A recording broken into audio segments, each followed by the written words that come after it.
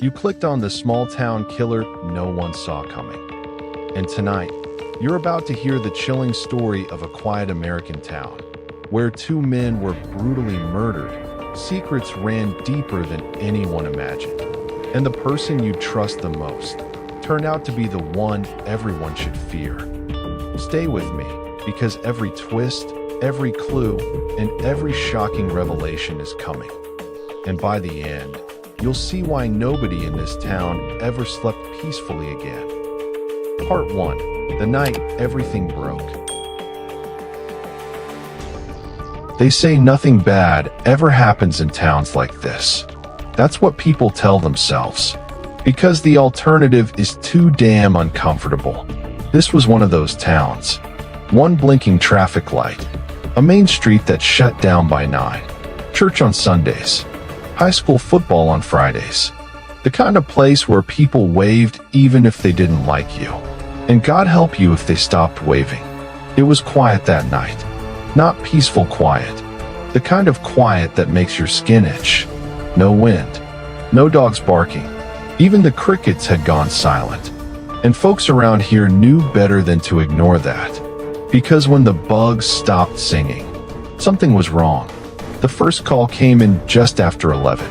A woman's voice, shaking so bad the dispatcher had to ask her name 3 times. Oh God, I think someone's dead. The house sat at the edge of town. Old white siding, porch light flickering like it was nervous. Everybody knew the place. Everybody knew him. That's what made it worse.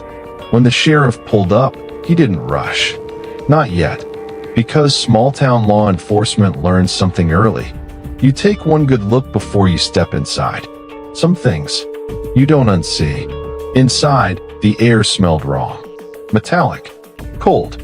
Like fear had soaked into the walls. The body was on the living room floor. And dear God, there was no mistaking it. It was Mark Delaney, high school history teacher, Little League volunteer, the guy who fixed his neighbor's fences without being asked, a man people trusted their kids with.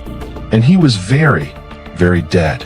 Blood pooled beneath his head, dark and sticky, like it had time to settle. No signs of a struggle, no broken furniture, which told them one thing right away. Mark knew whoever did this. And that's when the unease truly set in. Because in a town this small, someone you know narrows things down real fast.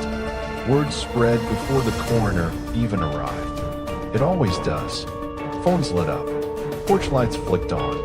Curtains twitched. People stood in driveways whispering things like, Lord have mercy. Not Mark, no way. Oh God, what's happening to this town? By morning, everyone knew. By afternoon, everyone had a theory. By nightfall, everyone was scared. Because here's the thing nobody wanted to say out loud. If someone could kill Mark Delaney, then nobody was safe. The autopsy didn't help. Cause of death, blunt force trauma. One hit, clean, precise. Not rage, not panic. This was controlled. And that's when the sheriff realized something else. This wasn't a crime of passion. This was planned. They canvassed the neighborhood. Most folks said the same thing. I didn't hear nothing. Went to bed early. Quiet night. Too quiet. One neighbor mentioned a car. Didn't get a good look. Just headlights moving slow around 10:30. Couldn't say the color. Couldn't say the make. Just there. That detail stuck. Because nobody just passes through this town at night. If you're here, you belong here. The first real crack came from someone nobody expected. Mark's sister. She sat across from the sheriff. Hands folded tight. Eyes red but focused. And she said something that made the room go still. He was scared, she whispered. Scared of what? She swallowed hard. Someone was watching him, she said. He told me that. A week ago. That changed everything. Because fear like that doesn't come from nowhere. And Mark wasn't the kind of man who spooked easy. The sheriff asked the question nobody wanted to answer. Did he say who? She shook her head. But then she added quietly, He said it was someone he trusted. That's when the town crossed a line it could never uncross. Because now the killer wasn't a stranger. Now the killer was one of them. And the worst part? Everyone started thinking the same thing, even if they never said it. Who else was scared and hadn't told anyone yet? That night, doors locked earlier, lights stayed on longer, and people lay awake, listening to the silence, wondering if someone they waved at that morning was capable of murder. And somewhere in town, someone listened too, because the killer wasn't done, not even close. Part 2. Secrets and Whispers.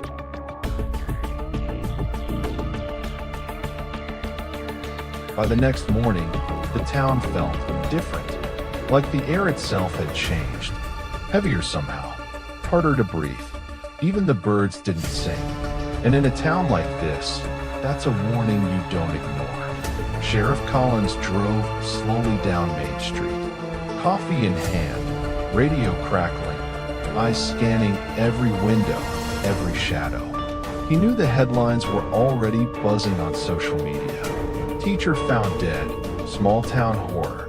The way people read it, it wasn't just news. It was prophecy.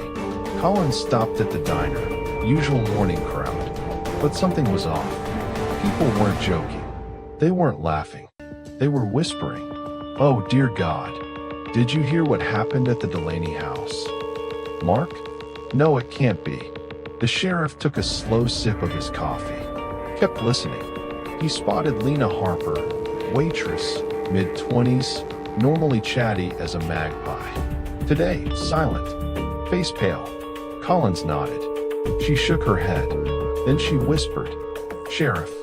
He knew someone was watching him. I saw him last Thursday. He looked scared, real scared. Collins frowned. Did he say who? She shook her head, but her eyes darted to the back corner. Someone had heard them. Later that day, Collins met Deputy Ryan, a young kid fresh out of the academy, still jittery, still naive. "Sheriff, I don't like this," Ryan said. "Something's off. Everyone's talking. And, people are disappearing too. Not just Mark." Collins arched an eyebrow. "Disappearances?" Ryan nodded. "Yeah, 2 folks moved away suddenly last month. But it wasn't normal. They left their stuff, like they just vanished." Collins rubbed his temple. "Great, just great. So now we got a murder and a pattern. Perfect." And he wasn't wrong, because patterns don't lie. By late afternoon, Collins and Ryan had gone door to door, knocking on familiar doors, asking friendly questions. People smiled politely, kept their eyes down. Nobody volunteered anything. Then, at the Johnson house, Collins found a clue. A small envelope slipped under the door. No handwriting, no signature. Inside, a single Polaroid. Mark Delaney, smiling, standing outside his own house, just a week before he died. And behind him, barely visible in the shadow, a figure watching. Collins froze. Ryan whispered, "Sheriff, that's him, right? The killer." Collins shook his head. "Don't know, not yet. But someone wanted us to see this." That night, the sheriff walked his street alone, just to clear his head. Streetlights flickered. Shadows stretched longer than they should. And he felt it. The eyes. Watching. Someone was out there, waiting. Meanwhile, in another part of town, Maggie Lawson, a nosy neighbor with a knack for gossip, was putting together her own investigation. She peeked through curtains, took notes in a little leather journal. "Oh Lord, this is bigger than I thought," she muttered. "They're hiding something. Everyone's hiding something." And Mark, poor Mark, he paid the price for knowing too much. The next morning, a second call came in. This time, it wasn't from a neighbor. It was from the high school janitor. "Oh God, Sheriff, you better come quick." Collins, Ryan, and a small squad rushed to the scene. Another body. David Miller, local mechanic. Early 30s. Broad-shouldered, quiet type. And just like Mark, killed cleanly. No signs of struggle, no forced entry, only a note placed on his chest. Next time, it'll be yours. The town collectively lost its mind. Shutters closed, stores locked. People didn't leave their houses. Even the pastor muttered during service, "Dear God, what's come over us?" Sheriff Collins called a town meeting that night. The whole high school gym, all the locals packed in, whispers bouncing off the walls. Collins took the stage, tired, coffee-stained shirt, heavy eyes. "Listen up, someone in this town is killing folks," he said. "Someone we know, someone we trust, and they're not stopping." People gasped. Some wept quietly. Some shook their heads. Then a voice from the back. "Sheriff, maybe it's not just someone we know. Maybe it's everyone."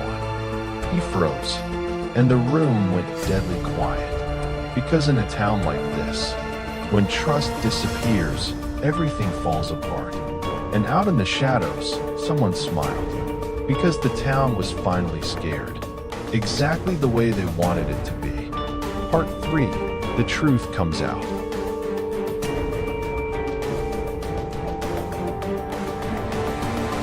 The town hadn't slept in nights. Shutters stayed closed. Dogs howled at shadows. Even the wind seemed to whisper warnings down empty streets. Sheriff Collins hadn't slept either. He stared at the Polaroid of Mark, over and over.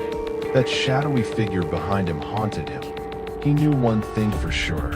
The killer wanted attention, wanted the town to squirm. And they were watching, always watching. Collins called in a meeting with his deputies.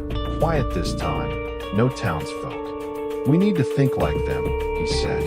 "Someone precise, someone careful, someone who knows the town inside out." Ryan swallowed hard. "Sheriff, that's everyone then. That's a lot of people to suspect." Collins shook his head. "No, not everyone. Only someone who could get close, someone the victims trusted." Meanwhile, Maggie Lawson, the nosy neighbor, had been following leads quietly. Notes, rumors, little scraps of overheard conversations. And she found something, a recurring pattern. Both Mark and David had visited the same old cabin just outside town. Not on the road people avoided, a different, abandoned place. But private, hidden. And according to Maggie's notes, the same car had been seen parked nearby multiple times in the last month. Sheriff Collins drove out there the next evening. Ryan and a couple deputies followed. The air smelled damp, musty, like old secrets. They found the cabin door cracked. Inside, everything stopped. Evidence everywhere. Notes, photos, items belonging to the victims. And then a sound. A soft, slow clap. "Oh, Sheriff." From the shadows, a figure stepped forward. It was Harold Finch, town banker. Quiet, polite, always smiling. The kind of man you trust with your life. But there was something in his eyes. Cold, calculated. "Guess you figured me out," he said, voice smooth. "I had to make them pay for thinking they could hide things from me." Collins raised his gun slowly. "Harold, you killed them." "What?" Harold shrugged, a small smirk. "Mark, he knew too much. David, he asked questions. In this town, it needs to remember who's in charge." The tension was unbearable. Ryan's hands shook. Maggie's notebook fell from her lap with a loud thud. Harold stepped closer, calm, almost casual. "You all act so surprised you should have seen the signs." Collins took a deep breath. He thought about the victims. Mark's jacket, David's wrench in his hand moments before it all ended. All the whispers in the diner, the fear in the streets. He knew what he had to do. "Harold Finch, you're under arrest for the murders of Mark Delaney and David Miller, and anyone else who's missing because of you," Collins said. Harold laughed softly. "Oh, Sheriff, you think a badge will fix this? This town, it's broken." Collins didn't flinch. "Maybe, but you're not going to break anyone else." The deputies moved in. Handcuffs clicked. Harold's smirk faded. The town slowly began to breathe again. Word spread fast. Justice had been done, but the scars remained. At the diner, people whispered quietly to one another, "Oh God, it's finally over." Mark? Poor Mark. David, he didn't deserve it. Sheriff Collins walked past, tired, coffee in hand, nodding at familiar faces. "Everything's gonna be okay," he muttered. But everyone knew nothing was ever really the same. Days later, the cabin was cleared out. Evidence logged. Harold Finch was gone, in custody. And the town, for the first time in weeks, felt safe. Safe enough to reopen windows. Safe enough to walk their streets at night. But a quiet reminder lingered. The town had almost lost itself. The trust had almost vanished completely. And everyone who survived carried the memory of fear, of betrayal, of knowing that monsters sometimes live next door. Haunting final note. So remember, sometimes the people you trust most are the ones you should watch the closest. Stories like this don't end neatly. They stay in the air, in the quiet of the streets, in the way your neighbors smile just a little too much. And if you ever hear whispers in a town that's too quiet, listen carefully, because the past never forgets, and some secrets never stay buried. And before you go, if you enjoyed this story, like, share, and subscribe to the channel for more tales of mystery and suspense. Turn on the notification bell so you never miss a story. And remember, stay alert.